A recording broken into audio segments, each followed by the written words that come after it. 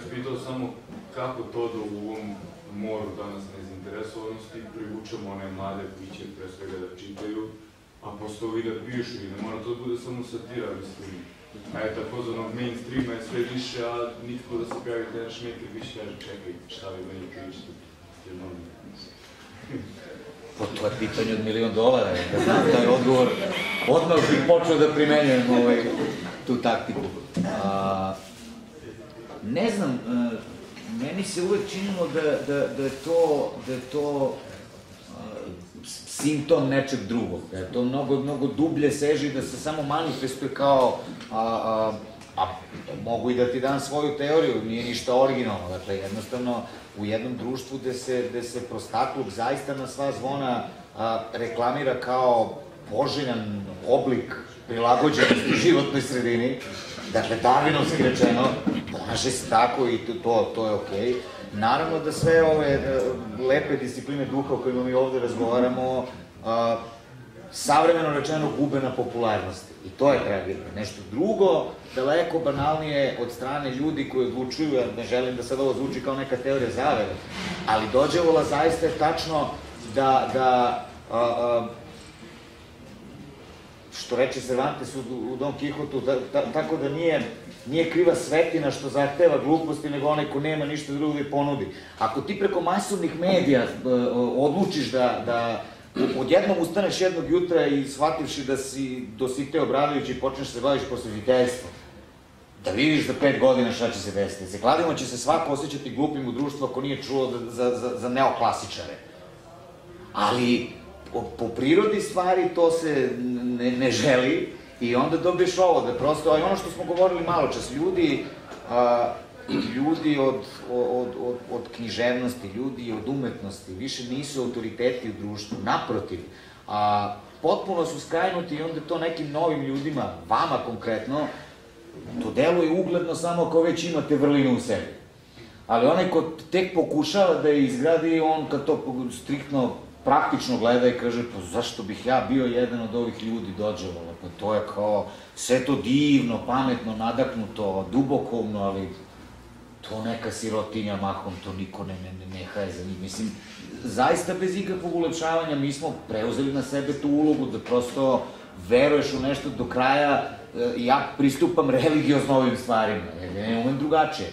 Ali kako sad da nekoga u jednom vremenu gde se odlučuje na osnovu striktno praktičnih razloga naterati, znaš, 100 puta sam čuo ljude kad kažu to kao, pa šta će mi to znanje?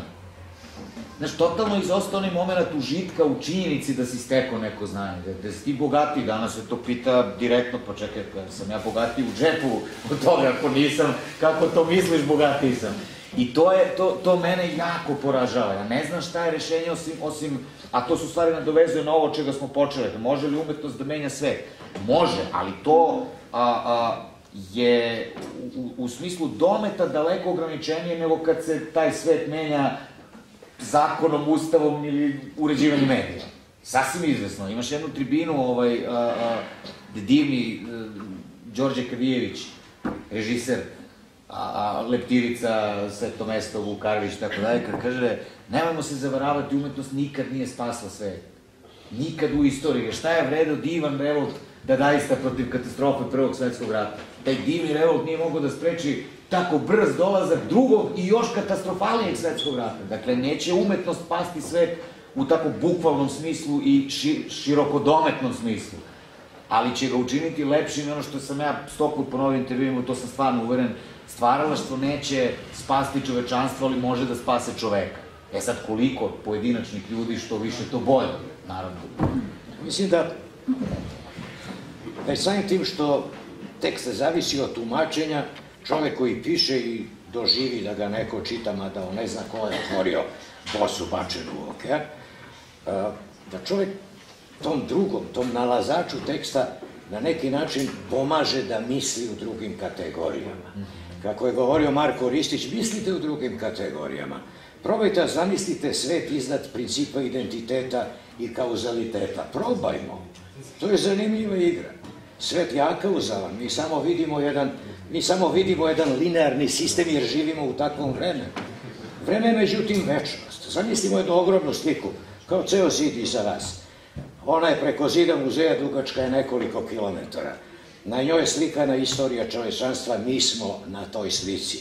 Posetilac muzeja baterijom veličine penkala, ne penkala nego naliv pera, izvinjam se, šeta po toj slici nekim redom kojim on hoće, bilo koji. Slika je statična, tim redom on uspostavlja vezu među događajima, daje jednu sekvencijalnost i u njih učitava kauzalitet. Ulazak na teren pisaca danas, postoji samo jedna šansa. Ta jedna šansa uopšte ne zavisi od veza, su anonimni konkursi. Pošteni anonimni konkursi, oni koji ne zahtevaju od vas da platite da vam izađe ono za što su vas tobože nagradili. Da, jednoj devojci koju poznajem slučajno, isključivo preko Facebooka, ona me pita da li da plati 800 evra da joj izađe knjiga pesama. Kažem, 800 evra. Pa ja ću za 200 evra nađem štampara koji će to da vam štampa u istih tih 200 primjeraka. Ljudi hvataju čime se drugim bavi Foucaultov klatno na početku. Pa upravo time što postoji izdavač koji štampa nesrećnicima koji žele da izađu. To je baš masovno sad postalo. Štampari koji se predstavljaju kao izdavači. Čitava jedna bagra tih štampari izdavača raspisuju konkurse na kojima ste vi dobili nagradu. Svi koji su dali zbirku su dobili nagradu koja za ciglih 800 evra, od čega je 400 evra čista zarada izdavača, ali apsolutno čista, vam nude da uđete u književni svet. Nećete ući tako. Ne. Ali pošteni konkursi postoje. Postoji konkurs Radio Beograda za Radio Dramu svake godine u februara, negde 15. februara rok. Ima još konkursa. Uđite tu, uđite u internetu na pokazivač. Čak i ugledna imena u pokazivač ubacuju svoje tekstove, tek da ih neko pročita. To je bacanje boce sa tekstom u more. Neko će vas negde primetiti, to će mu se dopasti. Život zavisi od slučaja. Ja sam htela da se vratim na ovo pitanje koje je kolega postavio. Mislim da je to jako važno pitanje u vezi sa kako vratiti književnost u škole, približiti ljudima, kako obrazovati. To je, mislim da je za vas mnogo važnije pitanje nego za moju generaciju, recimo zato što smo mi ipak odrasli u malo drugčijim vremenima i okolnostima. To je stvar koja mora sistemski da se rešava, a sistemski mislim u globalnim okvirima, jer nije samo u Srbiji i nije samo na Balkanu situacija takva, nego je u celom svetu jednostavno knjiga i humanističko obrazovanje su svesno skrajnuti i gurnuti u drugi plan, upravo iz ovih razloga o kojima govorio još i Platon. Jer postoje dve vrste obrazovanja.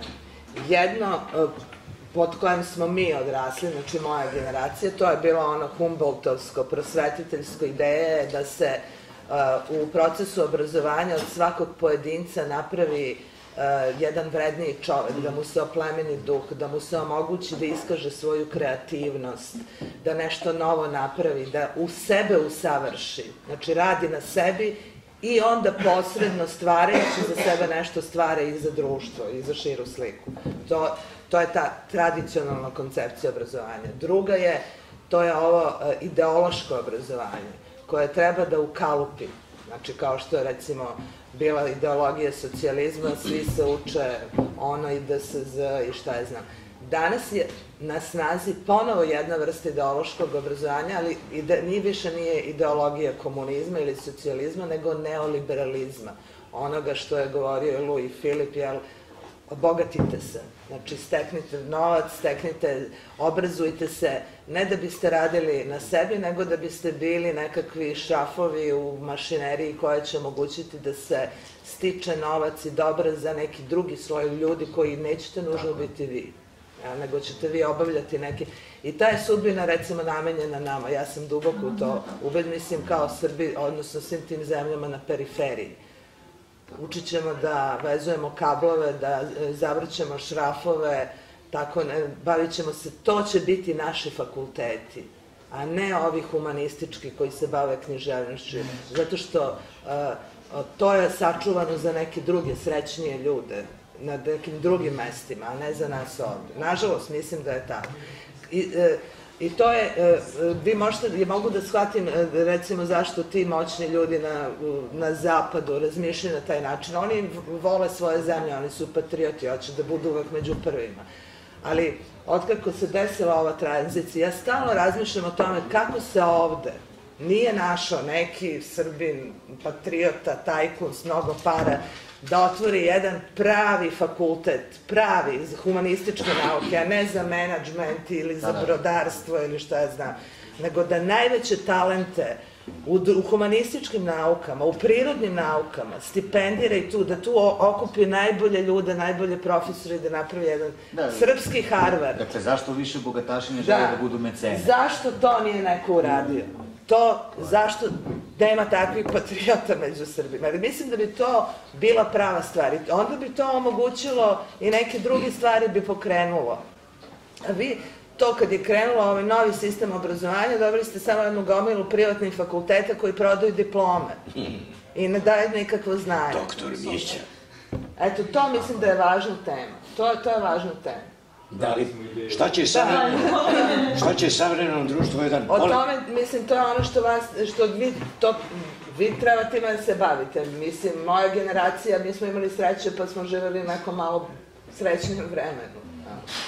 Šta će savremeno društvo jedan polihistor koji zna po nešto od svega i zna gde da se obavesti o svemu ostalo, u jednom društvu u kome je čovek istovremeno potreban jer treba neko da glasa i da plaća porez. On je subverzivan element i ne može da bude... Treba plaća porez i da bude i da glasa između dve serije izbora, čovek je ovde nepotreban. Ali istovremeno nas ima nedovoljno jer je bela kuga u toku i mora na neki način da se revitalizuje nacija da bi imao ko da glasa i da plaća porez, da bi se imalo od koga uzimati. Čovjek je, dakle, istovremeno neophodan i izlišan.